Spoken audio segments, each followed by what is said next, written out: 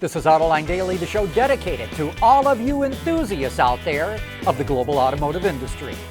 Whew, BMW sure got hit by a global backlash over its plans to charge customers a monthly fee to use their heated seats or heated steering wheel. All over social media, people ridiculed the company. And BMW got the message, or at least some parts of the company did. Yesterday, BMW of North America put out a statement assuring customers it was not going to charge them to heat their seats. But it did warn them that it is going to start a program called Functions on Demand, where it will charge a monthly fee to use things like remote engine starting and a dash cam. In the future, customers will be able to download other features, for a fee of course. BMW says this is an after-sales strategy it's using all around the world, and it will not affect options that customers already chose when they bought their cars. Sales of new cars are weak all over the world, but they're especially weak in Europe. Automakers sold 1 million vehicles there last month, but Reuters reports that's the lowest they've been since 1996. Most automakers are reporting double-digit drops, with some of the biggest drops coming from Stellantis, Volkswagen, JLR, and Volvo. Saudi Arabia's public investment fund sure likes to invest in automotive luxury brands. It's going to take a stake in Aston Martin, and it's already invested in McLaren and Lucid. In fact, Lucid is supposedly going to build an assembly plant in Saudi Arabia. Interestingly, Aston got another offer that it turned down. That was from an Italian investment group called Invest Industrial and the Chinese automaker Geely. But that investment would have made them the largest shareholders in Aston Martin. So, Aston Martin's chairman, billionaire Canadian Lawrence Stroll, who is the largest shareholder, shot down that proposal, saying it was a takeover in disguise. Besides, he still wants to be the big boss. We want to know what drives your testing. OTA, connected car, diagnostics, remote testing. Intrepid Control Systems is here to help you work from anywhere. Intrepid Control Systems, driven by your data.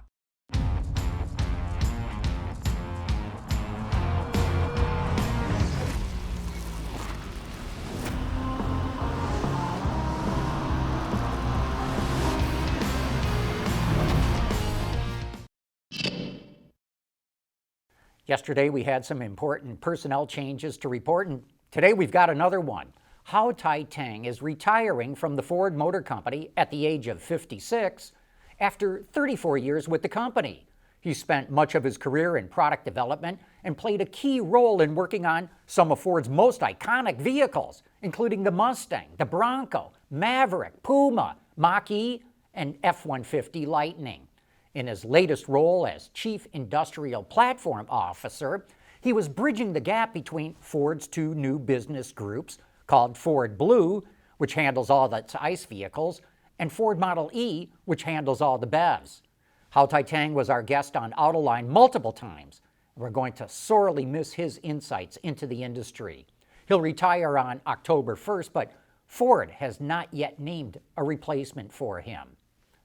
Critics of electric cars, and there sure are a lot of them, keep complaining that the public charging infrastructure simply is not ready for the EV revolution.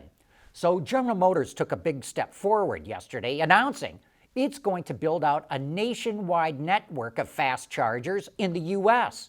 That includes 2,000 charging stalls that will be located at rest stops on major highways. They're going into rest stops operated under the Pilot and Flying J brand names, and the chargers will be operated and maintained by EVgo. The chargers will be available to any car brand, but GM customers will get special benefits like discounts and exclusive reservations to use the chargers. GM says this shows how public and private entities can come together to build out the nation's charging infrastructure. Well, guess what was the best-selling electric car in Europe in the second quarter? You're never going to guess this one. If you thought it was the Tesla Model Y or even the Model 3, join the club. That's what we thought. But according to the website EU EVs, which tracks sales of EVs in Europe, the best-selling electric car in the second quarter was the Fiat 500e. The Model Y was in second place, and the Model 3 was way down the list in 20th place. But I mean, whoever thought Fiat would be at the top of the list? There are a few key reasons to start a business in Michigan. First of all, it's the talent. Second, Michigan is wired for winning. Third, the ecosystem here is really focused on supporting businesses in the market. At Schaeffler, we pioneer motion. Electrifying mobility, manufacturing smarter, reducing CO2 emissions, making energy production clean. Schaeffler pioneers motion to advance how the world moves.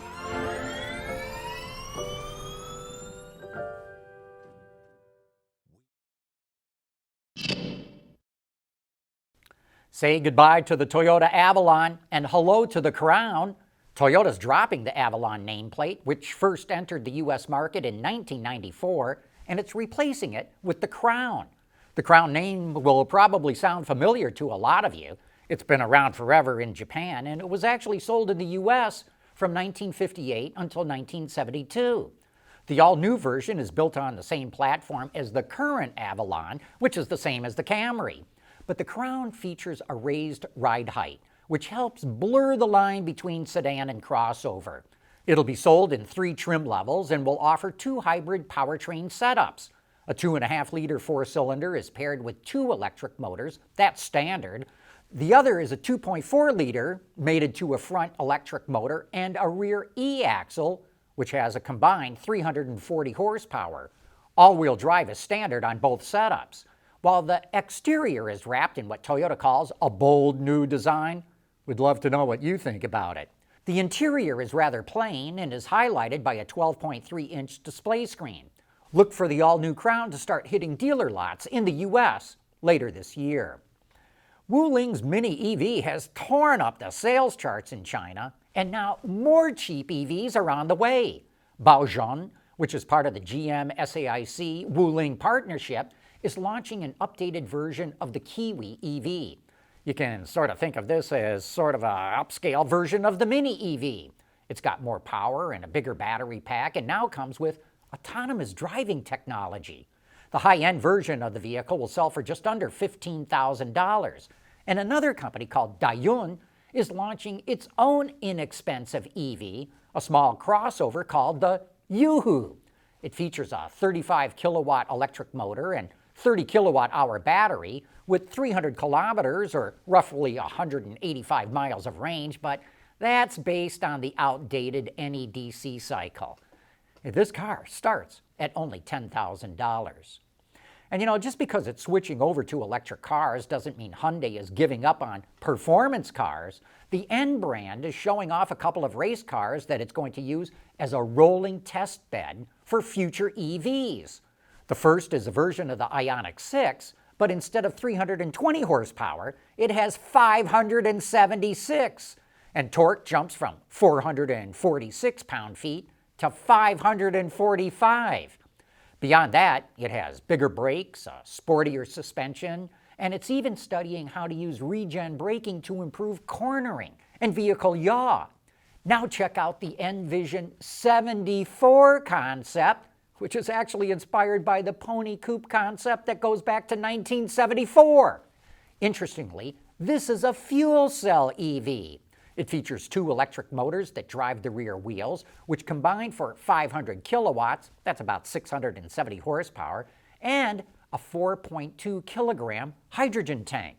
It has a surprisingly large battery at 62.4 kilowatt hours. Most fuel cell EVs have a really small pack. For example, the one in the Toyota Mirai is only 1.6 kilowatt hours. Some of the technology here is going to make it into future performance EVs, and a version of the all-electric Ioniq 5N is going to hit global markets sometime next year. And that wraps up this week's worth of shows. Have a great weekend. We'll see you back here on Monday.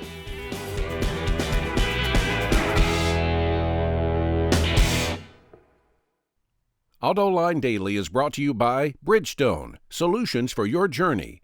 Intrepid Control Systems, over-the-air engineering, boost your game. Scheffler, we pioneer motion. And by the Michigan Economic Development Corporation. Wards is the industry leader for news, data, and analysis. That's why companies across the globe subscribe to our premium service, maybe even your own. Log in for subscriber access now. Check your company's intranet for details and rely on wardsauto.com to keep you informed.